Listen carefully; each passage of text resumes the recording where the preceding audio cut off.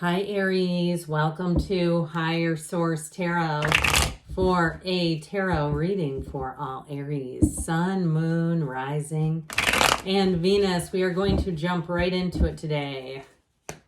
All right, what advice do you have for Aries, Sun, Moon, Rising, and Venus? What does Aries need to know, please, for the best and highest good of all involved with Aries? All right, we will lay out the tarot here. We are going to pull a Moonology Manifestation Oracle card. These have already been shuffled for your convenience. All right, we have the first quarter moon in Libra. We'll talk about that in just a moment. You have the Four of Wands, the High Priestess, trust your intuition, the Three of Wands, 3-4, that's interesting. The Eight of Wands, you're going to enjoy this energy a great deal. The Two of Swords, Judgment, the King of Cups, and we've got the Seven of Pentacles. Well, I definitely feel like you have something that you've been waiting for is happening, all right, with the Seven of Pentacles, Eight of Wands, and the Three of Wands as well. We have two major arcana. We have the Archangel Gabriel here, who helps us figure out our life purpose. You're going to be very creative in this energy, but I also get that you're going to be fearless. You may take more risks than usual. You may put yourself out there. You might surprise yourself in this energy. So keep your heart open. That is from the Moonology. Keep your heart open. So I mentioned you may take more risks. It could be something to do with love here, but I like this when we have the arrows of love with the King of Cups, all right? So you have a wedding here. You have some kind of a relationship that's going to move quickly. So it may be somebody that's rather forward, but I actually feel like that for you will suit you well because you don't have to try to guess and play detective work about what they're thinking or feeling. And so I feel like it's very mature. This is a mature relationship. But again, like we were saying, it's going to move fast. Now, for someone here, this has more to do with an announcement about a job and moving forward, but it is wish fulfillment. And I also feel like, too, there's going to be even more to come with this. There's just the beginning. I hear the tip of the iceberg, but in a positive way in terms of a job. It's just the beginning. So you may make a shift or get a new job and quickly move up the ladder. Wands are upwardly mobile. And so they're an energy that brings expansion and directing your ideas, motivation, insight, focus. It's passionate, okay? So with this, I definitely see things moving ahead. Now, this Four of Wands, if you're already in a relationship, you do have a marriage here, by the way. It's celebration. That's what this is all about. The Three of Wands is like you're waiting and you're knowing. The Four of Wands is the big celebration. So anything you're trying to complete here, it's going to be great. If you take on a project, even if it's like a home improvement project, or you go out on a quest to find a new car, here's finding the perfect car. It's having that open mind, though, that's going to really serve you well. So with the Four of Wands, you leave anything that restricts you. You have it here too, by the way. These coffins of the ego, anything that's been holding you back, I feel like you're going to leave that behind in 2023. I'd also be careful not to ruminate on conversations or people who just you aren't a fit with anymore, where perhaps they said something that kind of ground your gears. It was annoying. I feel like you're going to leave that behind. You might find it's just easier.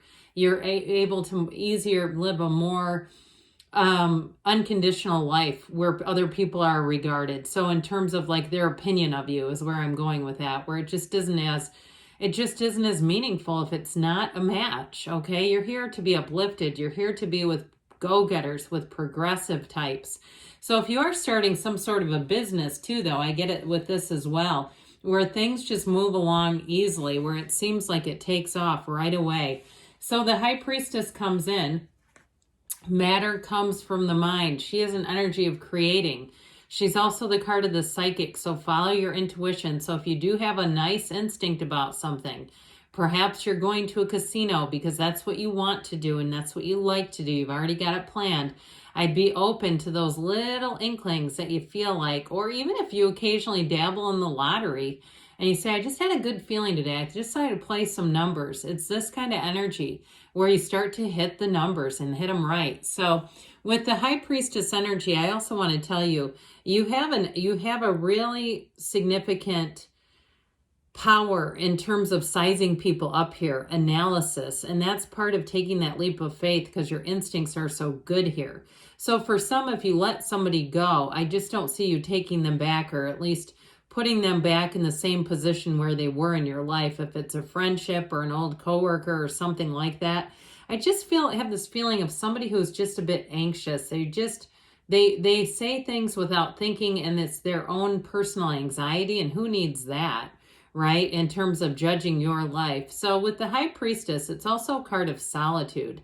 So you might find that you want little periods of alone time, and they'll do you good where you'll enjoy your own company. This is not being lonely at all. Even if you decided to stay in at the new year and you had invitations and didn't go out on them because you just didn't feel like it, it's this where you'd say, I'd just rather make a vision board. I'd rather write. I'd rather watch YouTube even, something like that, where you just feel good in your own skin with your own company. This is the one that will do that for you. So the Three of Wands here, threes are about multiplication and growth. And so with this, you have a development, you have an unfoldment going on here.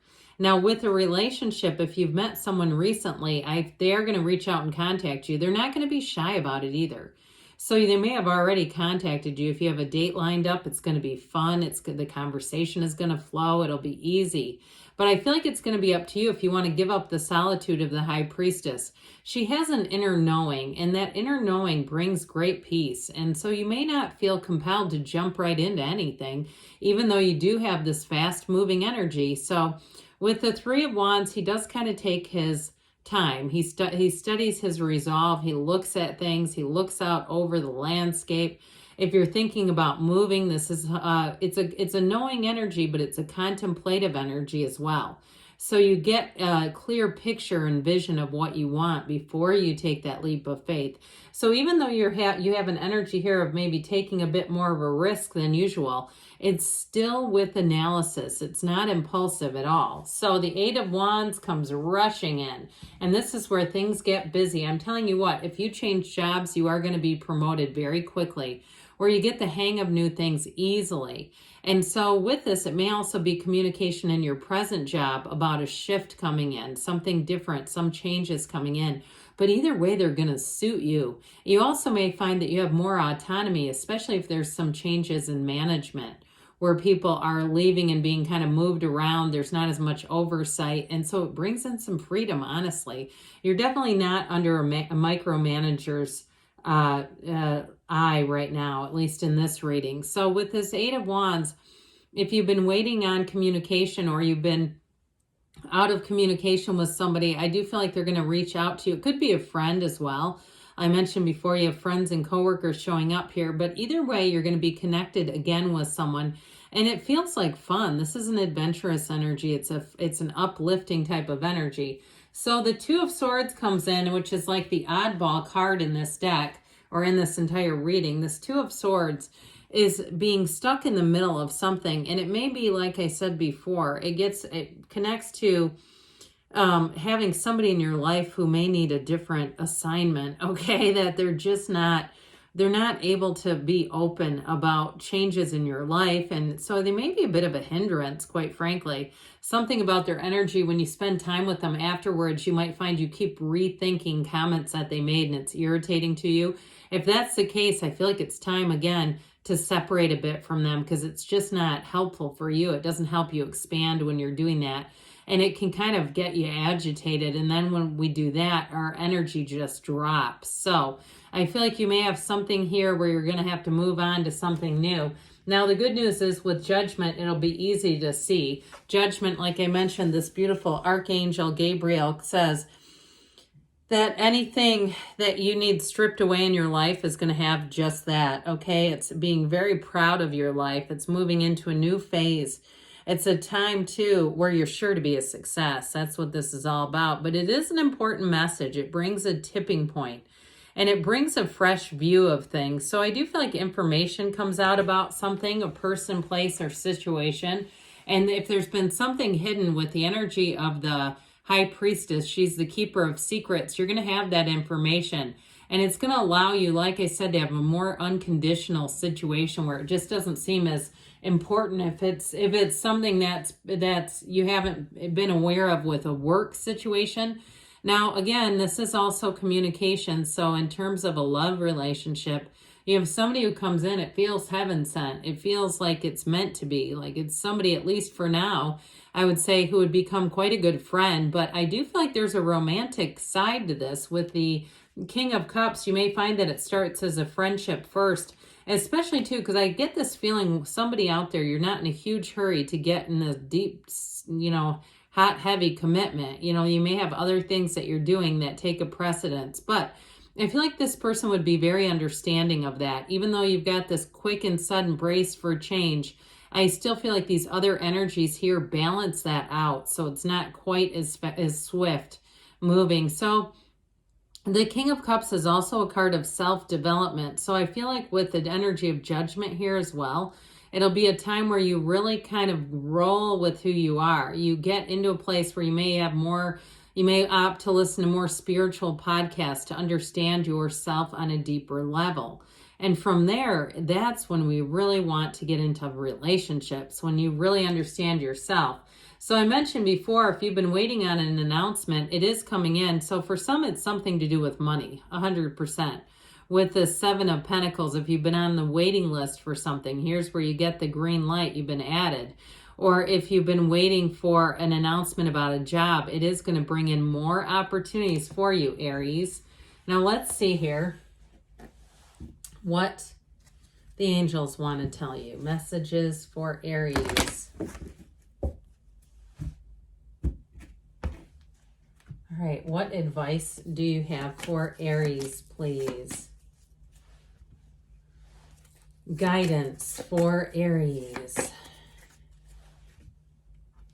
You have meditation brings answers, so quiet the mind. In the stillness of your spirit, you'll get that guidance if you believe. So ask, believe, receive. Ask for help from others. So there may be something to that. I guess I'd just be careful who you pick. Perfect timing, they say. And you've got don't stop. Good things are on the way for you, Aries. I love you, and I'll be back again soon.